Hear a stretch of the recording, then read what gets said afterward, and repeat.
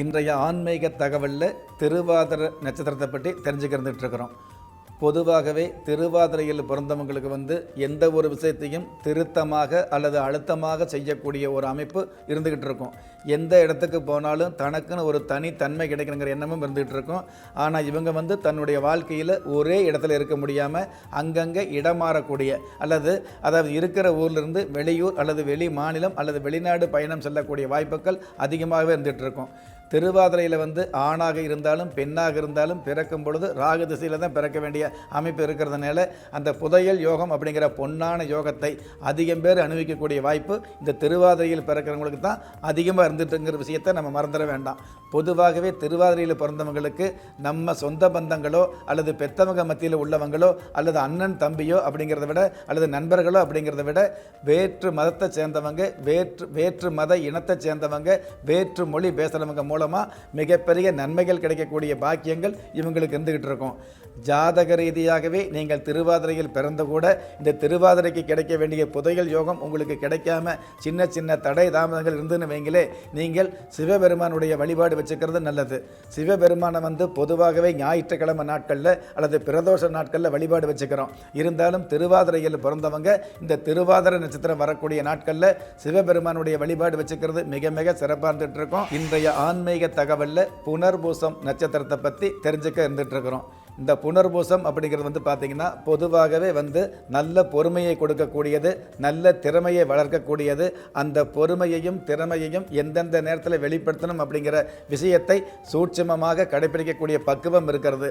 இதுவெல்லாம் சிறப்பாகவே இருந்துகிட்டு இருக்கும். இந்த புனர்பூச நட்சத்திரம் அப்படிங்கிறது பொதுவாகவே குரு திசை. புனர்பூசத்துக்கு அதிபதி குரு பகவானாக இருக்கிறதுனால புனர்பூசத்தில் பிறக்கிறவங்களுக்கு குரு திசை ஆரம்பமாகும்.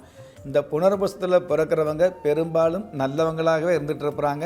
கெட்டவங்களோட சேர்ந்தால் கூட கெட்டு போகாத நல்ல தன்மை இருக்கக்கூடிய அமைப்பு இந்த புனர்பூசத்துக்கு உண்டான மிகப்பெரிய சிறப்பாக இருந்துகிட்டு இருக்குது. பொதுவாகவே பெரியவங்க சொல்லுவாங்க இல்லையா, 16 பெற்று பெருவாழ்வு வாழணும்னு ஒரு ஆசீர்வாதம் கொடுப்பாங்க இல்லையா, அந்த 16 வகையான செல்வங்களும் கிடைக்கக்கூடிய அந்த 16 வகையான செல்வங்களை அனுபவிக்கக்கூடிய ஒரு நட்சத்திரங்களில் இந்த புனர்பூசம் முதன்மையாகவே இருந்துகிட்டு இருக்குது. இன்றைய ஆன்மீக தகவல் நிகழ்ச்சியில் பூசம் நட்சத்திரத்தை பற்றி தெரிஞ்சுக்கிட்டு இருக்கிறோம். இந்த பூசம் நட்சத்திரம் அப்படிங்கிறது பூரணமான நன்மைகளை கொடுக்கக்கூடிய வல்லமையோடு இருக்குது அப்படிங்கிற விஷயத்தை நம்ம நிறைய பேர் தெரிஞ்சுக்காமல் வந்துகிட்டு இருக்கிறோம். தன்னுடைய வாழ்நாளில் வகை வகையான செல்வங்களை கொடுக்கக்கூடிய உங்களுடைய வயசுக்கு தகுந்த நன்மைகளை கொடுக்கக்கூடிய நட்சத்திரங்களில் பூசம் நட்சத்திரம் முதன்மையாகவே இருந்துகிட்டு இருக்குது. இந்த பூசம் நட்சத்திரத்தில் பிறக்கிறவங்களுக்கெல்லாம் பார்த்திங்கன்னா சின்ன வயசுலேயே இவங்க ஜனனமாகும் போதே சனி மகா திசை ஆரம்பிச்சிருது அப்படிங்கிறது தான் பொதுவான விஷயமா இருந்துகிட்டு இருக்குது. சின்ன வயசுலேயே சனி பகவானுடைய திசை ஆரம்பித்து தொட்டதுக்கெல்லாம் சின்ன சின்ன தடைகளை கொடுக்கறதுனால அதற்கு மேலே மிகப்பெரிய தகுதிகளை வளர்த்து கொள்ளக்கூடிய இந்த உலகத்தில் எந்த ஒரு சந்தர்ப்பத்திலும் எந்த ஒரு நிலையிலும் தடை இல்லாத அல்லது மிகப்பெரிய தகுதிகளை, ஒரு சொத்து கிடைக்குது அல்லது ஒரு செல்வம் கிடைக்குது அல்லது ஒரு வெற்றி கிடைக்குது அப்படின்னா அந்த கிடைச்ச வெற்றியை தக்க வைத்துக் கொள்ளக்கூடிய தகுதி வேணும் இல்லையா, அந்த தகுதி மிகுதியாக இருக்கக்கூடிய நட்சத்திரம் தான் இந்த பூசம் நட்சத்திரம். பொதுவாகவே தட்சிணாமூர்த்தி வழிபாடு வச்சுக்கிறது பூசத்துக்கு மிக மிக சிறப்பாக இருந்துகிட்டு இருக்குது.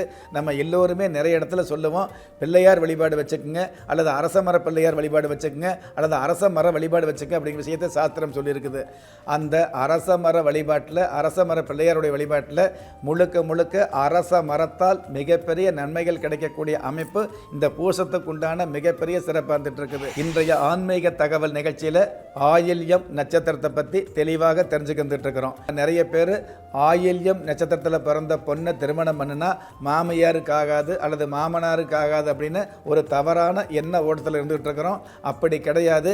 ஆயில்யத்தில் பிறந்த பெண்ணுடைய ஜாதகத்தை எடுத்துக்கணும் அப்படின்னா அந்த பெண்ணுடைய ஜாதகத்தை பார்க்கும் பொழுது அந்த பெண்ணுக்கு வரக்கூடிய மாமனார் மாமியார் சம்மந்தப்பட்ட ஆயுள் சம்மந்தப்பட்ட விதிகளை தெரிஞ்சிக்க முடியுங்கிற விஷயத்தை தான் சாஸ்திரம் சொல்லியிருக்குது. இப்படியெல்லாம் சிறப்புகள் நிறைந்த இந்த ஆயில்யத்தில் பிறந்தவங்க பொதுவாகவே ஆதிசேஷன் வழிபாடு வச்சுக்கிறது சிறப்பாக இருந்துகிட்டு இருக்கோம். அந்த ஆதிசேஷன் வழிபாடு எந்த நாளில் வச்சுக்கலாம் அப்படின்னா, ஒன்று நீங்கள் பிறந்த தேதியில் வச்சுக்கலாம் அல்லது நீங்கள் பிறந்த கிழமைகளை வச்சுக்கலாம் அல்லது புதன்கிழமை. உங்களுக்கு பிறந்த தேதியும் தெரியல பிறந்த கிழமையும் தெரியாமல் இருந்தது அப்படின்னா நீங்கள் வார நாட்களில் புதன்கிழமை நாளில் புதன்கிழமையில் அதிகாலை நேரத்தில் இந்த மாதிரியான ஆதிசேஷன் வழிபாடு வச்சுக்கிட்டீங்க அப்படின்னா இந்த உலகத்தில் மிகப்பெரிய மேன்மைகளை நிச்சயமாக சந்திக்க முடியும்.